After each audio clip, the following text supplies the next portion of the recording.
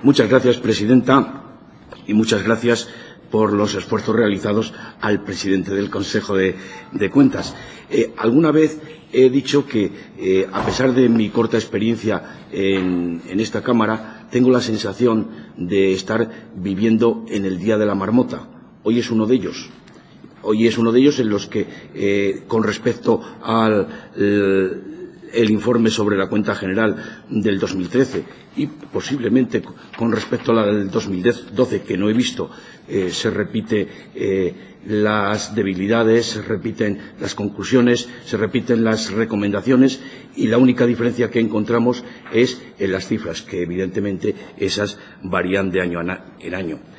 Como consecuencia de mi estancia en el Día de la Marmota, seguramente mi intervención tenga mucho que ver con la que realicé en 2013 y quiero empezar por mi insatisfacción por el informe. Y vamos a ver, quizá tiene una explicación anterior y es cuando vemos la cuenta general somos una vez más conscientes de que la Consejería no se ha dignado comparecer para hablarnos de la liquidación del presupuesto. Con lo cual, la tentación de hablar de temas que afectan a la liquidación son permanentes. Yo creo que algunas de las cuestiones que aquí se pueden plantear deberían haberse sustanciado en una comparecencia para hablar de la liquidación, porque la aprobación se produce, digamos, con un procedimiento más o menos participativo, pero en todo caso donde todos manifestamos nuestra opinión. Pero después nunca se rinden cuentas sobre aquello que fue aprobado, ¿no? Y que fue aprobado por toda la Cámara. Y la insatisfacción con el informe es, desde el punto de vista descriptivo, magnífico, completo, extenso, en alguno de los casos es exhaustivo, pero desde luego en la parte relativa al análisis, bueno, pues me deja insatisfecho. Y entiendo perfectamente que los objetivos del informe son verificar si la cuenta general de la comunidad se ha rendido respetando las normas, si se presenta de acuerdo con los principios y normas contables definidos en el Plan General de Contabilidad Pública, si hay que analizar la consistencia de la información financiera de las cuentas generales, pero se dedica a un tema que a mí me gusta, me parece muy interesante, es el criterio de devengo frente al criterio de caja en la contabilización de ingresos, pero no se dedica unas líneas a saber si el resultado económico patrimonial o el resultado del presupuestario ajustado o consolidado, que por cierto presentan unas cifras enormemente negativas, si tiene alguna manifestación preocupante o no. Seguramente deberemos estar tranquilos. A lo mejor deberemos estar tranquilos mientras los tipos de interés estén a los tipos actuales. A lo mejor, si se ponen en el 4 o el 5%, dejamos de estar tranquilos, ¿no? Bien. Dicho todo esto, voy a entrar en el tiempo que me dé sobre el tema de las conclusiones, en el que no entro en las cuestiones de carácter más técnico, sino en aquellas que pienso que pueden tener alguna trascendencia más política. Criterios no compatibles con los utilizados por el Estado. Me gustaría saber qué razones da intervención, porque, bueno, estos son temas que se repiten recurrentemente y yo necesitaría conocer las razones que da la otra parte para saber por qué, a pesar de los años en los que se dice lo mismo, no se adaptan a los requerimientos del Consejo de Cuentas. De algo que hemos hablado habitualmente, la implantación del SICAL en las universidades. Yo creo que es un tema en el que estamos todos de acuerdo, que tiene su complejidad, pero que evidentemente estamos todos de acuerdo. Después me llama la atención tanto la conclusión 11 como la conclusión 12 de la cuenta general, el que la agregación del balance y de la cuenta de resultado económico patrimonial, los estados presentados no sean representativos de la situación económico patrimonial y financiera al producirse duplicidades. No entiendo por qué se produce. Y la 12 que va por el mismo tenor, bueno, pues me gustaría conocer qué razones tiene la Consejería para no haber eliminado las operaciones internas, porque no le encuentro yo ni problema técnico ni tampoco que sea una cuestión, no sé, salvo que sea cuestión de criterios técnicos. Después, la ausencia de las auditorías de determinadas entidades. No sé si habría sido problemas de tiempo el que no hayan podido presentarlos, pero me da la sensación de que la cuenta general se elabora con el suficiente tiempo como para que hubiesen podido presentar las correspondientes auditorías.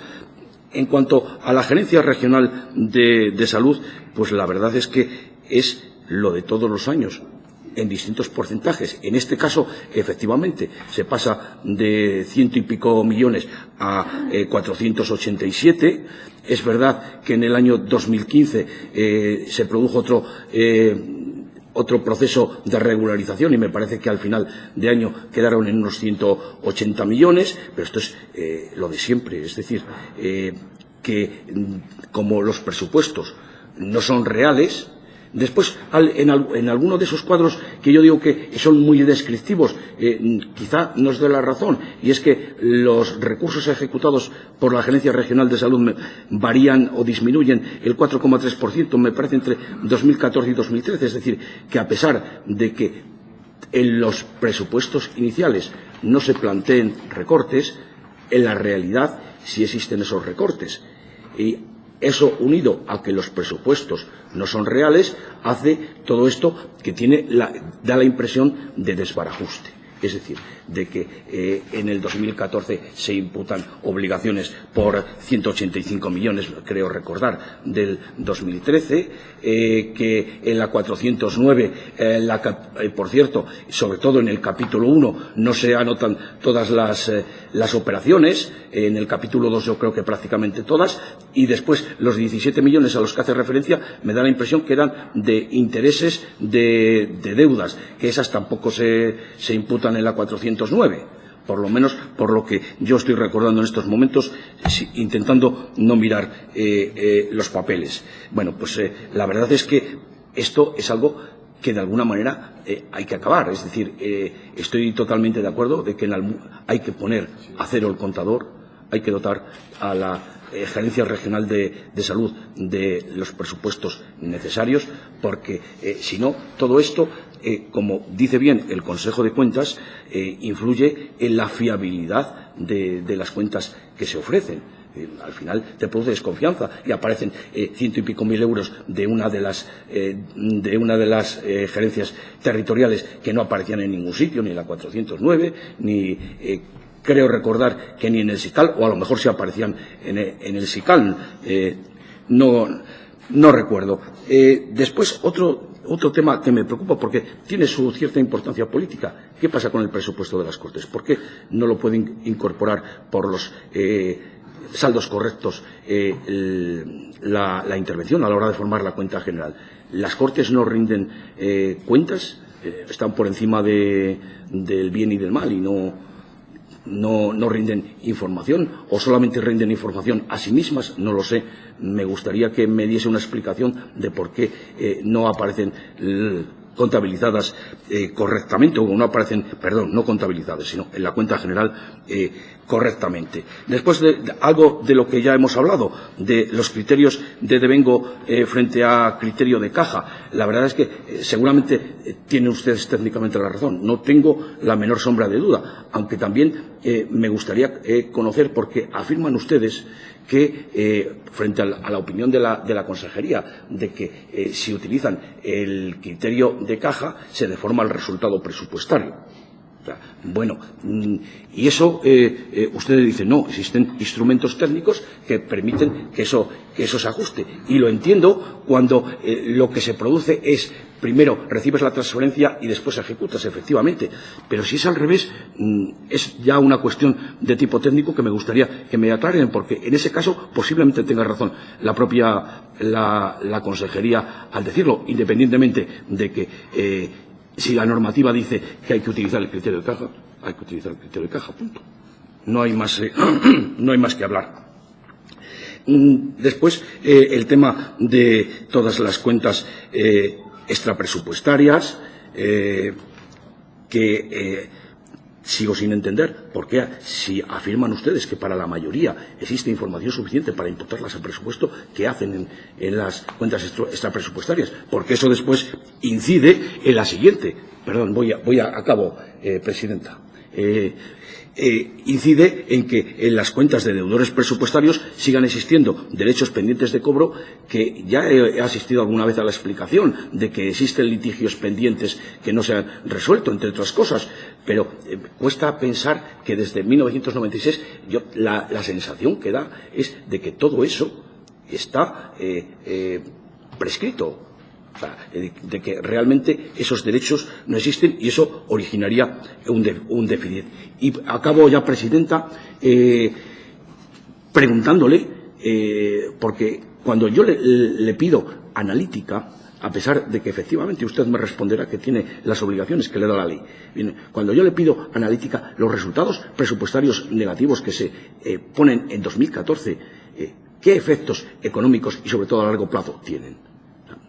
Esa es la cuestión. Termine ya, señor Mitadier, por favor. Muchas gracias, Presidenta. Me remito a la siguiente intervención. Gracias. Muchas gracias, Presidenta. Y, por cierto, otra vez muchas gracias por el esfuerzo de su voz. Voy a intentar ser muy breve, sobre todo porque a nivel técnico, efectivamente, se reproduce prácticamente de forma literal lo de 2013, el informe del FCI del 2013. Además, no existen cuestiones demasiado significativas. Lo ha resumido el Consejo de Cuentas en dos. Primero, la contabilización del proyecto, y en debilidades habla de las rúbricas presupuestarias y de la no contabilidad separada a nivel de superproyecto, y después las actuaciones de seguimiento y control que tienen que ver con la inexistencia del manual de procedimientos.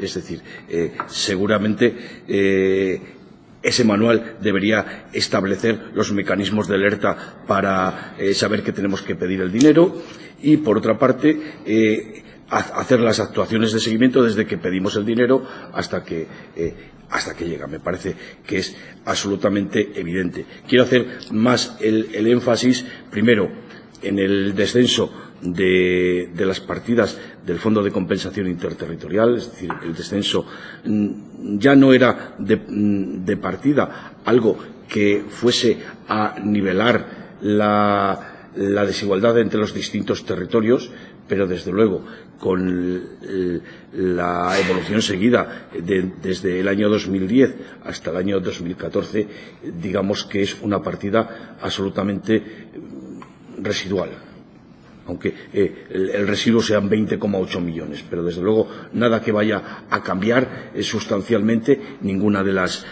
realidades provinciales.